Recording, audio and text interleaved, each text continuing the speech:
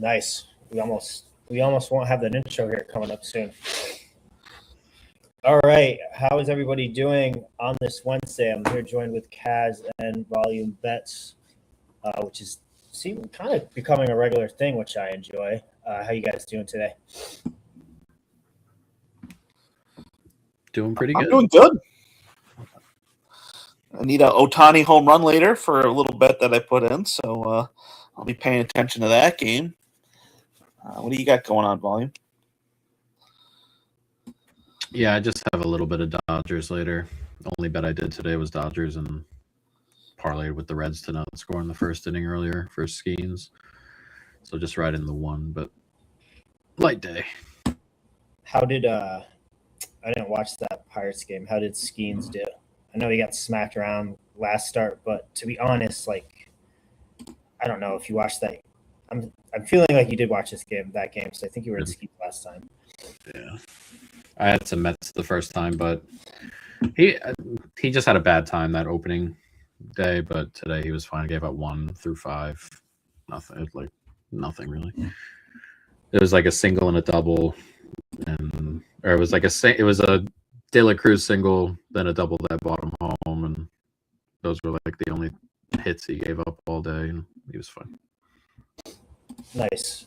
Pirates lineup, not that it looks great, but when I checked it the other day, I was surprised at some of the names they got. It seemed like for the first time in a while, they actually went out and tried to sign some guys, which I'm just not used to seeing from them. It's certainly better than last year's. It's probably not going to be very good still, but definitely better than it was last year. All right, nice. I guess while we're on it, anyone else have anything else going during the day? For MLB, Kaz, Ohtani is plus 200 to hit a home run, so you're looking in pretty good shape.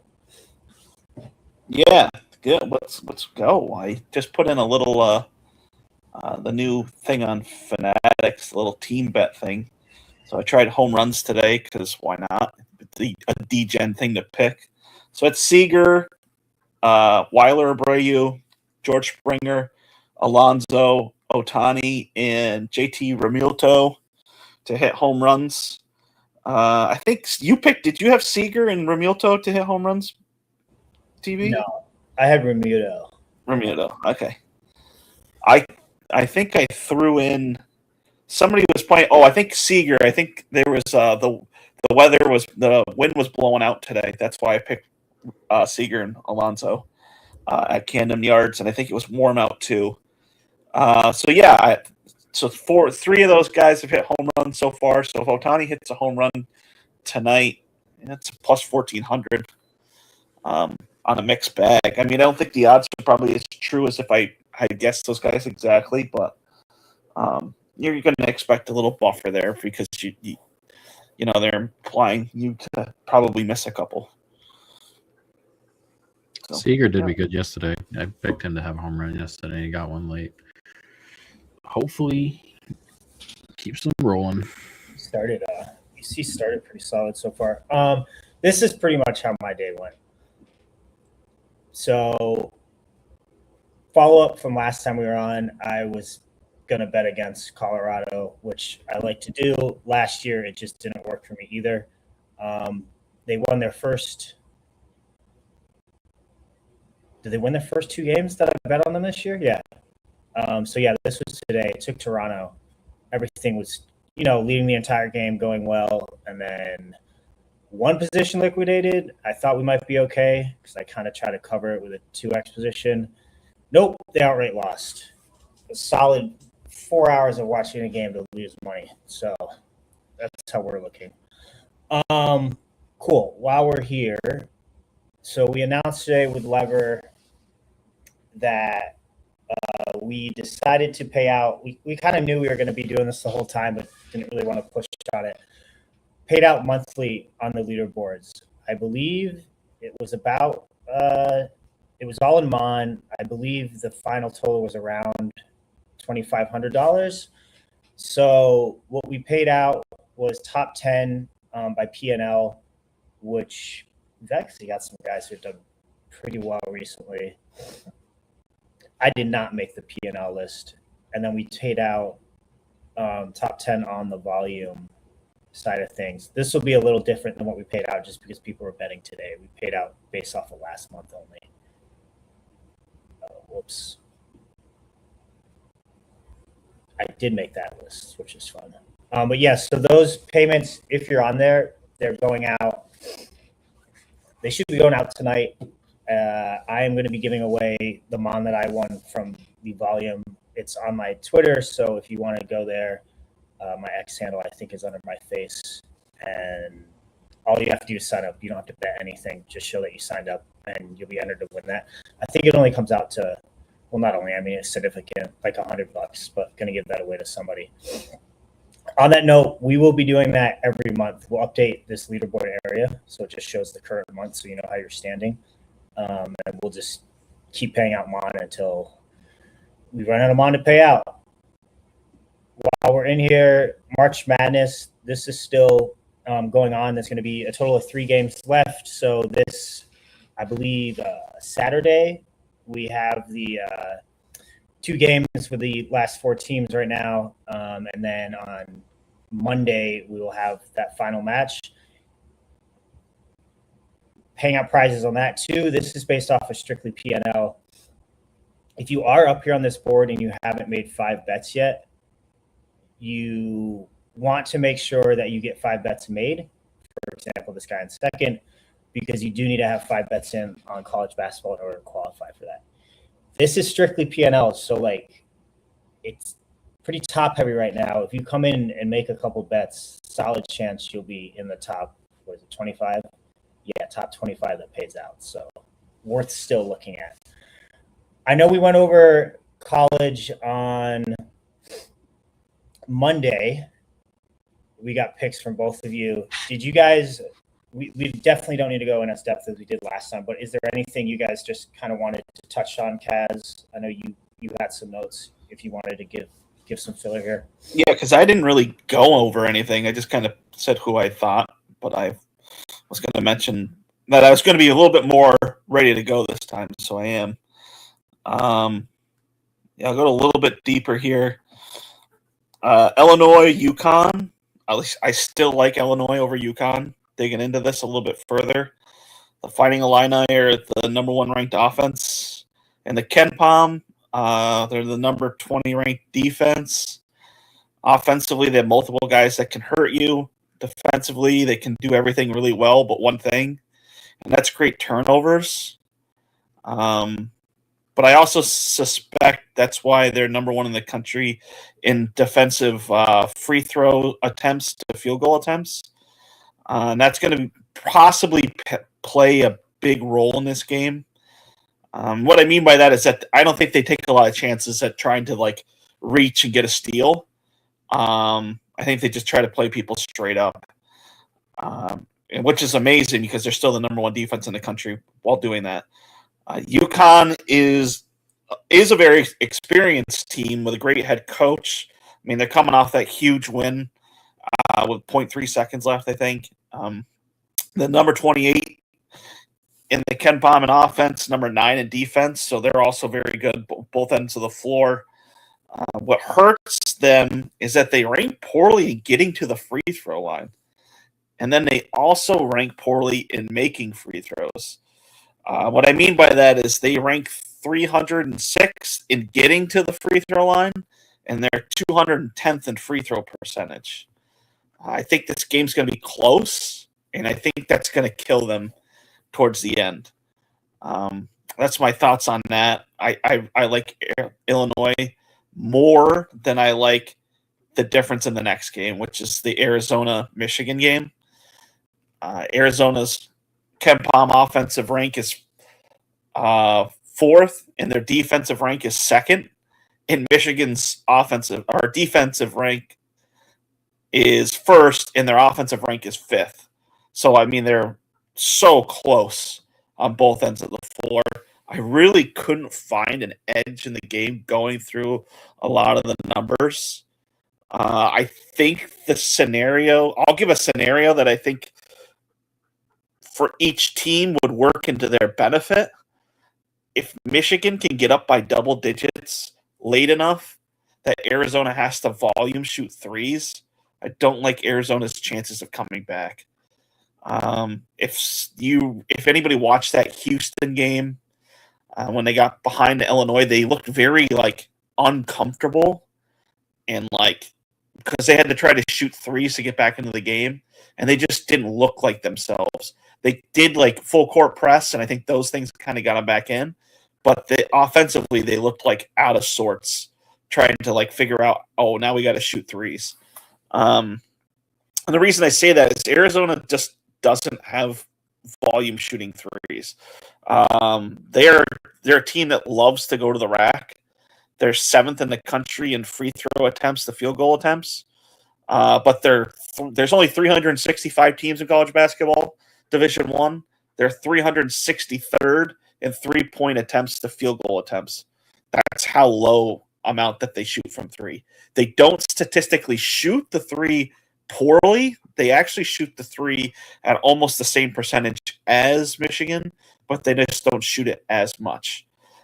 So I think if Michigan can get up by double digits late and Arizona's got to depend on changing their offense to shooting threes, I just don't think it plays into how their style is, and it probably won't work out for them. And then on the other hand, talking about how Arizona shoots so many free throws, if Arizona can get Michigan into foul trouble in this game, that could hurt Michigan because Michigan, I don't think, can rotate in as many guys that are as good as the rotation of Arizona. I think Arizona's got more depth down the line, and they can keep coming at you. So if Michigan gets a couple guys in foul trouble, that could hurt them as far as matchups on the court. That's the only real thing I could find between the two teams. If I'm picking a winner, I'm going to go with Arizona, which I've said at the beginning. I wanted Duke and Michigan, but I feel like watching the tournament, Arizona's just passing the eye test for me, and they kind of like got this swagger about them, like they're going to try to win the national title. And there's been a lot of talk behind them being like, no team has won the national title on the western part of the United States in like 25 years or something crazy like that. And I think they're trying to like take that on as we're going to be the team to do it. I expect this one to go down to literally the very end. This could come down to a last shot. It could be a miss, could be a free throw, could be a missed free throw. I expect that game to go all the way down to the end. So I like Illinois and Arizona. If you were to take one on leverage here on Saturday, which one would it be? I would feel more comfortable taking Illinois. Yeah, it's on leverage. Feeling like I don't think they're a crazy favorite. I know they are the favorite, but they're not crazy. What's the other game look like? The other game I just think is going to be so tight at the end that you might get leveraged out. But it depends. Like I said, if Arizona's got to shoot threes to come back, I think they might be in trouble. A lot like Houston was against Illinois. What do you think, Kurt? Yeah, I would agree. I picked Michigan earlier. I still like Michigan, just because, again, I think their regular base offense has a higher ceiling. I think Arizona does a lot inside, has to do a lot inside, and Michigan have the bodies, the size that can kind of deter that stuff. So I think just naturally Arizona probably has to take more threes. And again, this isn't a thing with Arizona where they're like bad from three, like Florida are. Florida don't take threes and are bad from three, which was why we spoke about them going out as the earliest one. But Arizona aren't horrific from three or bad from three. They just don't take a lot because they're normally so dominant inside and they're so filled with bodies. So I just think naturally they're going to have to take a little bit or a few more threes, just the way Michigan are going to defend. And Arizona don't have a guy who's going to pull Mara out of the paint. So he's going to be in there probably deterring a lot of shots and things like that. So I still like Michigan. I agree. If Arizona get behind, it's tough for them to come back in this scenario. But I don't particularly think they'll get to a point necessarily where they're that far behind unless Michigan continue to shoot this well from three.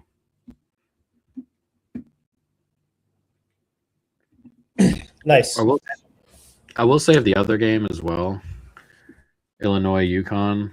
I think that has like a potential to be like genuinely really low scoring.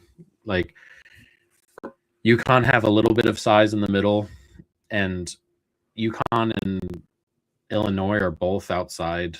Like they're like 330th or whatever if you can get every team in there in average possession length, just how long each possession offensively takes.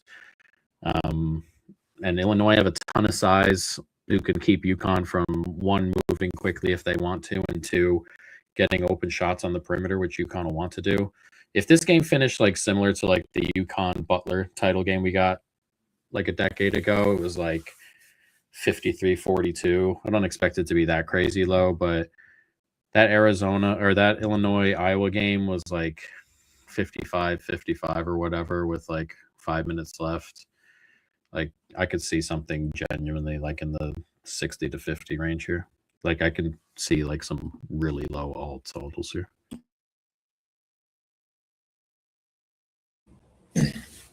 Nice, and appreciate kind of like game scenarios there as well. Not that we have live betting yet, but if you are live betting the game, kind of get the feel in which direction it might be going. All right, I'm going to shift gears here. We'll head over to NBA. There's some games on the board tonight worth looking at. A few with some. Well, this first game, pretty important for playoff seedings between these two teams. We have the Hawks traveling to Orlando as native 131 favorites. Magic here on a back-to-back. This game's really important on their end for the seedings. It's so important for the Hawks as well. Hawks have been playing well recently. Took down Boston, I believe it was on Monday. So they've had a pretty easy schedule going into that game, but they showed maybe it wasn't all about the schedule. The Magic, it's kind of been going the opposite way outside of their game last night against Phoenix. They've been getting kind of buried everywhere defensively. Are you guys interested here at all? I feel like it should have kind of playoff atmosphere. I typically stay a little away from those games, but curious if you guys have a side on this. I have a side on the Hawks Orlando game. The Hawks have beat Orlando all 3 times they played this year. Orlando just cannot defend them defensively.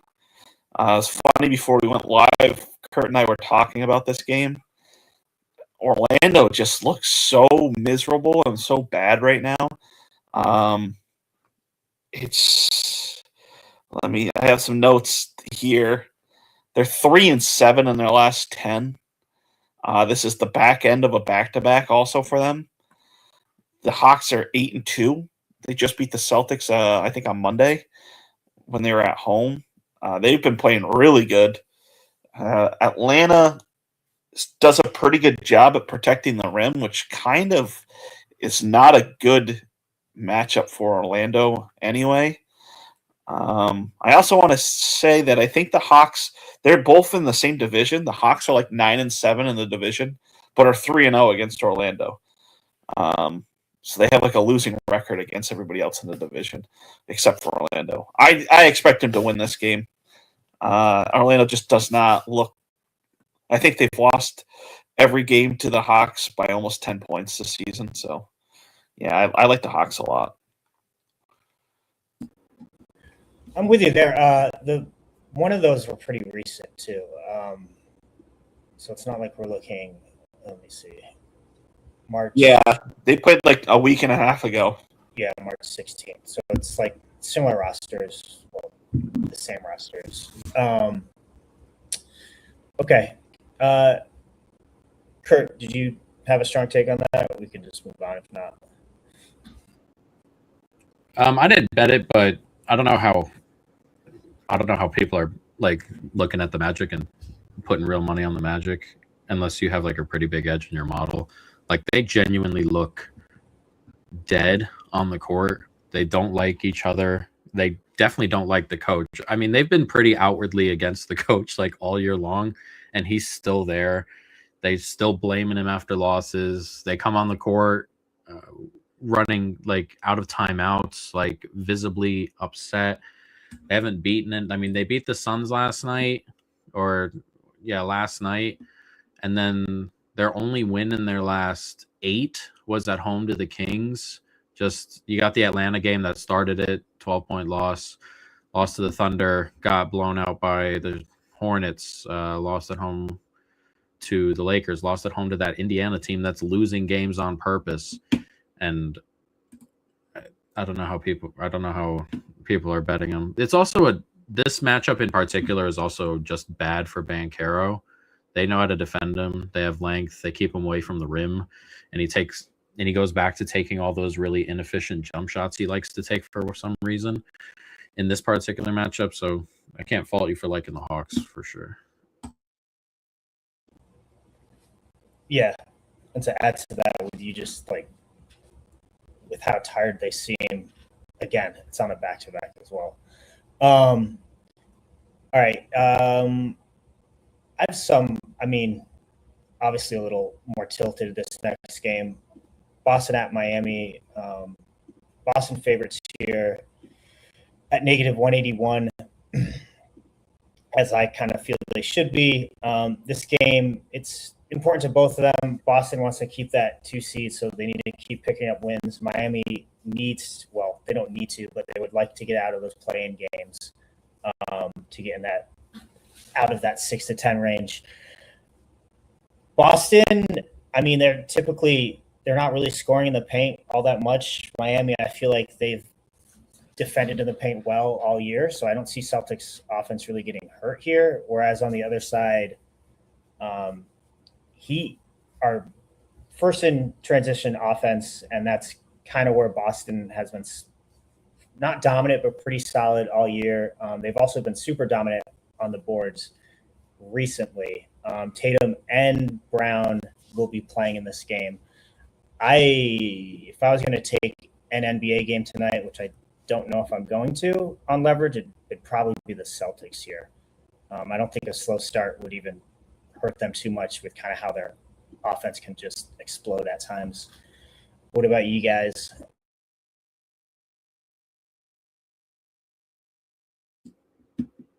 Yeah, I don't disagree.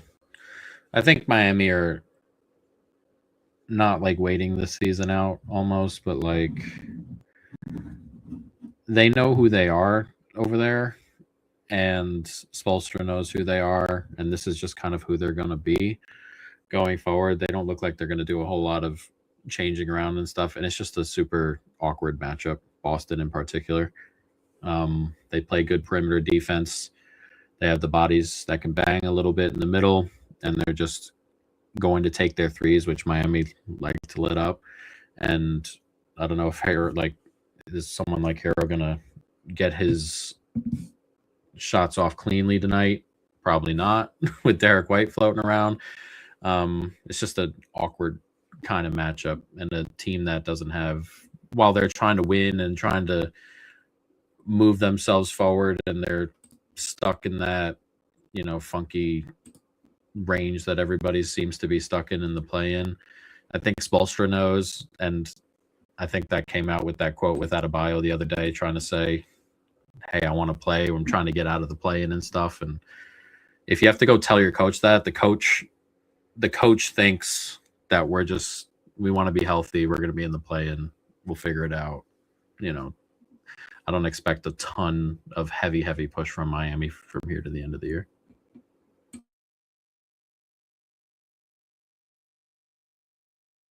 Kaz, our residential Boston fan, you want to hop on him here?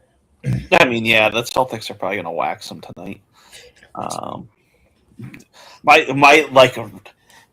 What's interesting is, Kurt makes a good point. Like, Adebayo makes that comment. They beat the 76ers, who I think are also in that like projected possible play-in game area.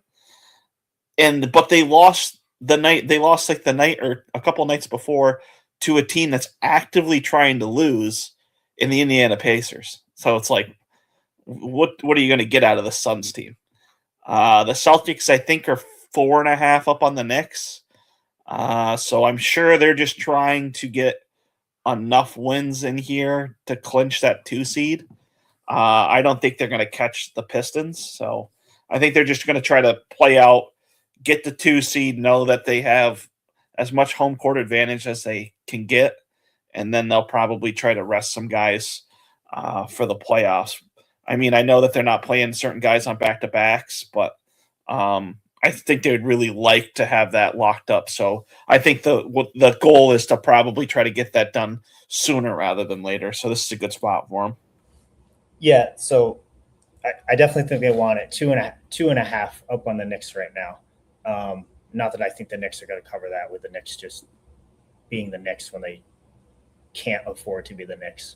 All right, so I mean, the other games in the slate, I already skipped over one of them. Just stop me if you guys are interested. Philadelphia at Washington, no interest there. That's probably like a 16-point spread around there. I feel like every game with Washington is a 14 to 16-point spread.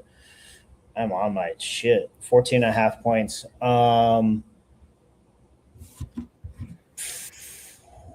Knicks, speaking of the Knicks, at Memphis, that is a 14.5 point spread. Another team that's actively tanking in Memphis. And these games, I know it sounds amusing, but like these games are just as important for these tanking teams as they are for these teams trying to get out of the play-in, because they want to lose. Can I say something on this game? I actually have definitely. just a quick comment on this one in particular. The Knicks and Cavs are not going to catch they're not going to catch Boston. So it's just going to be those two going at 3 and 4. 4th seed path is actually significantly better. You miss Boston, and which is probably the best team. You're going to get Detroit in the second round, and you're probably going to get the easier round of 4 or 5 there, because you're probably going to get Toronto. And while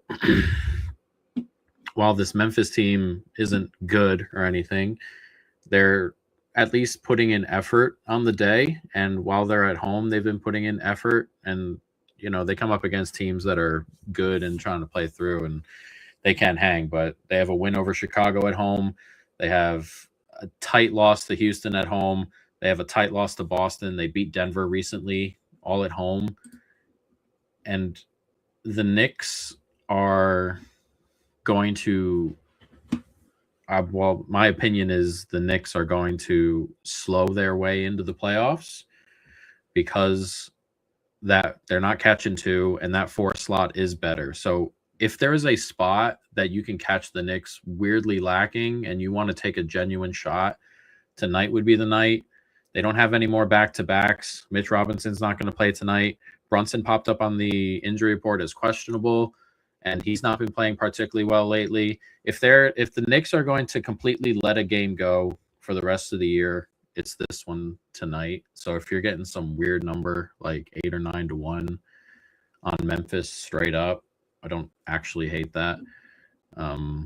But this will probably be the only spot the rest of the year where you can probably find that with the Knicks, because of just how their schedule plays out. They have one more back-to-back, but it's like their last game of the season, where everybody's probably just not playing their guys. But if you're going to get some funky rest out of like a Brunson, or if you're going to, get some heavy push from a home team that plays well at home in a really heavy number, it would be today.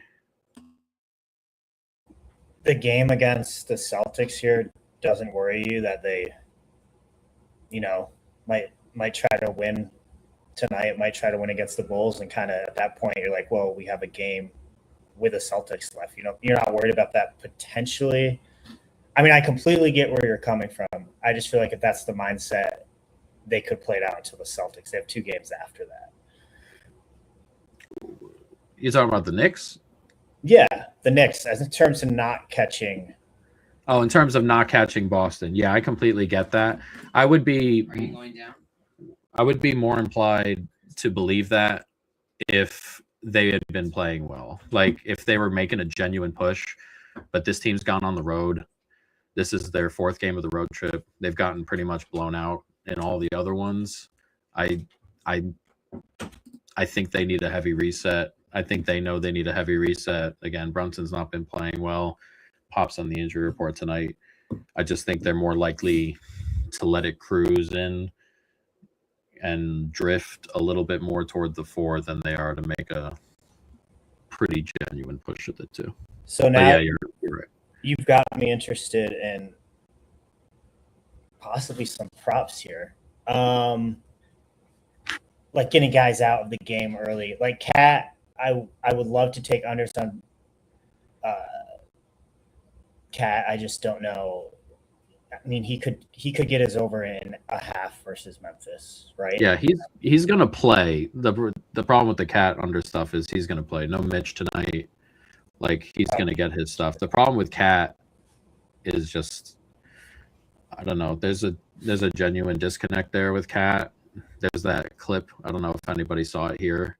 It's that clip where he made a really great play the other day. It was just like pushing teammates off and stuff. Just like he's very disconnected from this group for whatever reason, and so he's very up and down just night to night. Like nights he'll put up 20 and 15, and nights he'll put up like 11 and 9, and he's all over the place. But he's gonna get his minutes tonight at least. If you were to pick a guy on this team that,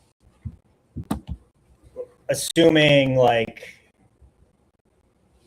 your thought process here, which again, that's a scenario that has to play out. Who's the guy on the starting roster? Is like Josh Hart? I feel like he's super important to them. Yeah, it would be something rebound related. Memphis are going to run small. They've been running small for about a month now, as some of their injury quote unquote stuff piles up and some of their trade stuff happens. So if they're going to run small and shoot threes, maybe some of the wing rebounds like an OG or a McHale or a Josh Hart, as you were speaking about, stuff like that would probably be where I look. Oh, I'm looking at the other side. I'm looking for guys to get out of the game early. Oh, you want some? Yeah, if you want some under stuff. Yeah. Oh, yeah. So probably some of the guard play under, guard points under, because those will be the only guys that will be matched up or something like that. Just McBride had a really bad day the other day after coming back from his injury. He's not going to have any super heavy advantages here. Maybe some of his unders or something like that. Yeah, let's take a look at it after. All right, cool.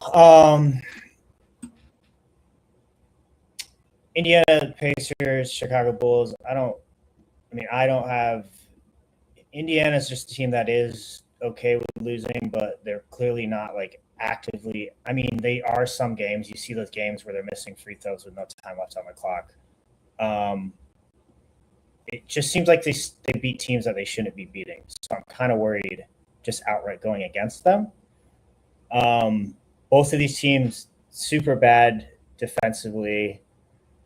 The Bulls, I'm pretty sure. I mean, they're still playing, so I just have a really hard time looking.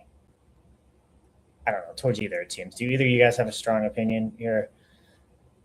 Nope, junk. Thanks.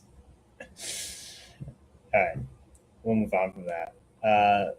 Bucks, Rockets, we're not touching unless you've got something, Kurt. I don't know.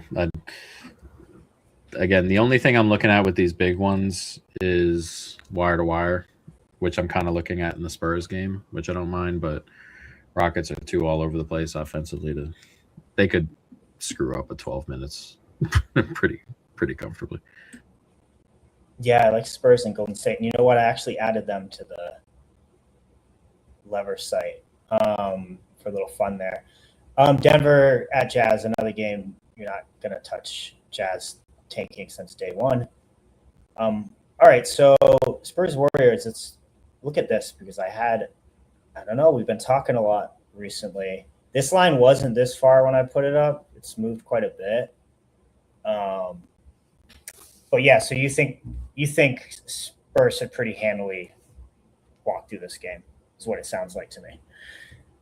Yeah, they should have matchups everywhere, and no Porzingis tonight. None of the other guys. No Horford.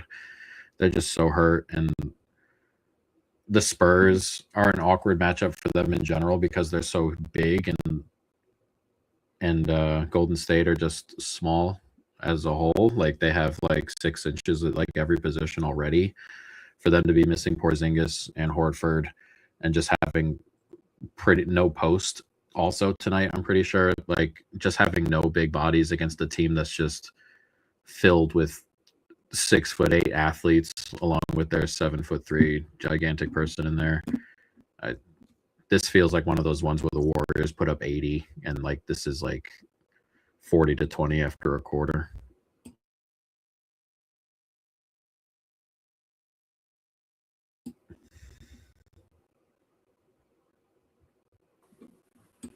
I think you got yourself on mute there. You could have just let me go, man. Thank you.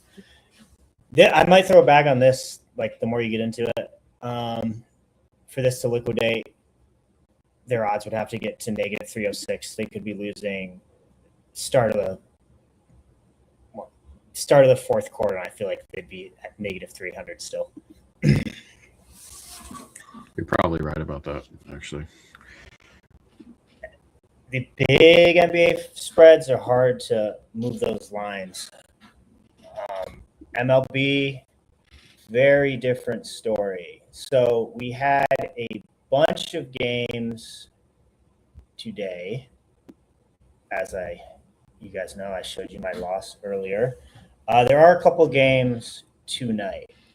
So let's look at these.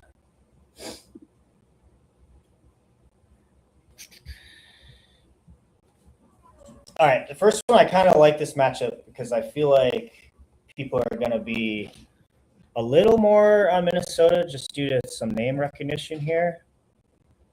So Joe Ryan is going for Minnesota tonight. He has historically kind of dominated Kansas City, but again, he's been in the league for a while, so those early numbers aren't too relevant. For what it's worth, he is 8-1 against Kansas City with almost a 2 ERA, which is pretty silly. He had a solid first start this year, 7 batters, 7 Ks through 5.1 innings, gave up a run. We'll get into his stats from last year here in a bit. On the other side, Kansas City sending out Noah Cameron is making his first start this year. He had solid numbers last year, but again, another guy that you kind of dive into the numbers, they're not quite as good as they look on the surface. He had a really, really rough spring training here. I like Kansas City's lineup as a whole a lot better than Minnesota, but we can get into that. Just on the surface, I feel like people looking at these teams and kind of look at these pitchers going, they're just going to jump on Minnesota. Do you guys have any thoughts on this kind of before I dive into it a bit more? I actually was telling Kurt before we started, I didn't want to touch this game. I kept looking at it. I know Joe Ryan, everybody knows the name. He's had a quality start. He had a good year last year, kind of knows Kansas City. Just, I don't know. There's something about it. I just couldn't find enough there where I was sold on taking the Twins tonight. I think, like you said, I think like Kansas City actually has a better lineup than the Twins. So if this becomes a bullpen game, I'm more worried of the Twins taking this game. So I stayed away from it. But I gave it a serious look. But I couldn't find anything. So my notes were actually wrong on this. rookie last year actually had good stats, pretty much all around. Not much of a home run issue. He kind of did with lefties, but nothing I'm concerned about. Like WOBA against him, super low, very average strikeout rates. It doesn't seem like he doesn't get knocked. He wasn't getting knocked around much, and that's not something I really worry about with Minnesota's lineup, anyways. But yeah, I mean, just the starters here is probably what starts me to lean in KC's direction, and then Kansas City's lineup I just like a lot more. Their lefties I love, and this guy kind of had a problem with lefties last year via the long ball. Not that this park's great for lefties. The weather's not great either.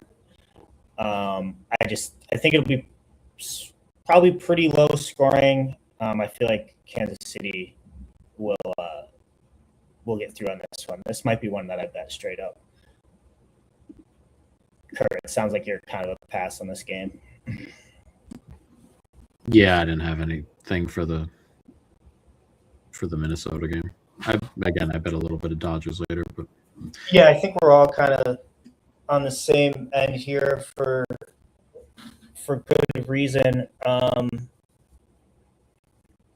Dodgers are bringing out. I think this is a rubber. Yeah, I think. All right, so this is actually to decide the series.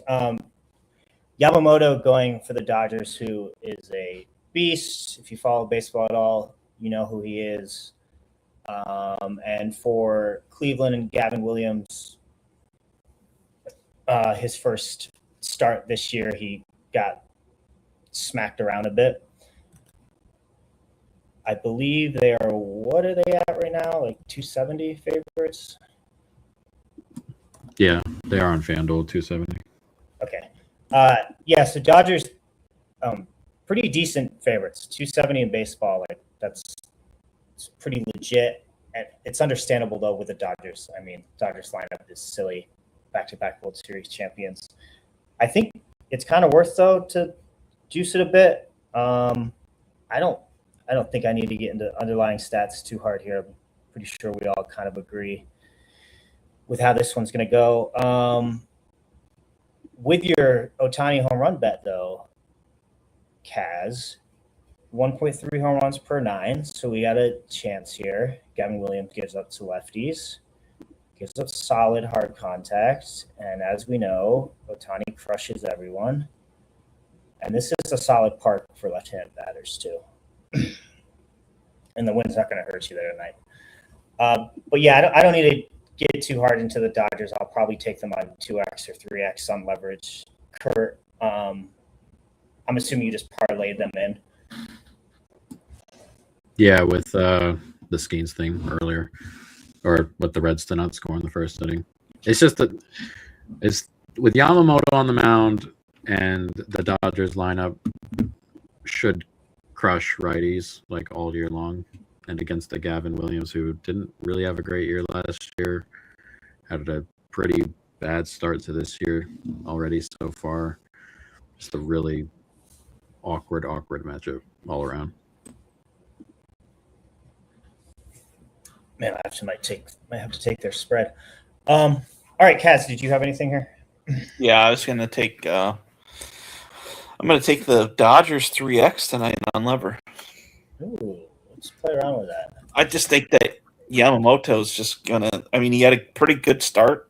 His first start it wasn't like a Yamamoto-esque like where he dominated, but it was a good start. Yeah. Oh, dude, we have them at 240. Yeah, I like him. I like him a lot. 3x. Put the 3x in there. What's my line? Negative 105 you liquidate at.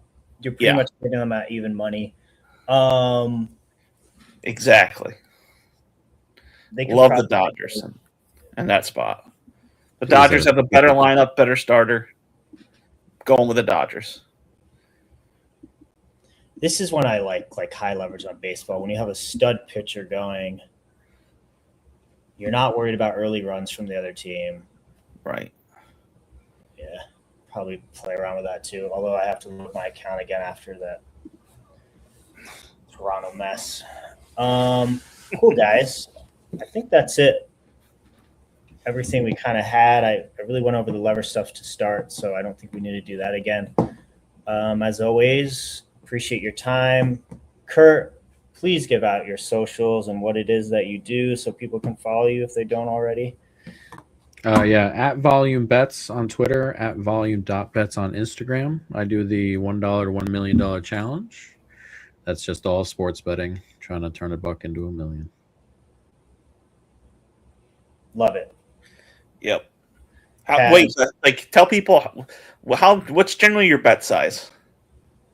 I've had like a awkward like last 2-3 months just betting sides and stuff, but my unit size is 1%, and then right now I'm betting like half a unit, third of a unit on most of my stuff, just until I kind of come out of my slump. But regular unit size is just 1% flat. It changes every night depending on what happens to the bankroll. Yeah, so nothing. You're not doing high stakes, but you're still It's just regular. $1,500 ahead. Yeah, it's just regular unit betting, really. Yeah, it's incredible run. Thank you. Trying to get him into Levr with a fat risk-free bet. I think it'd be better for the NFL, like genuinely for you, for me, because all my stuff slows down heavy this time of year until the NFL starts back up, and then it grows quite a bit. Then I know it's another couple months, but Well, no, it's when everybody's betting, right? yeah, that's right. And I might be at 2,000 then, if it's still 2,000. There we go. All right, guys. I'm not 100%. I can't do Friday, so I'm not 100% if you guys will be doing Friday, but we will post about it if we do. Typically every Monday, Wednesday, Friday, though, at 5 p.m. Eastern. And yeah, thanks for everybody listening. Thanks for those who listen to the recording. Cheers. See ya. Have a good one.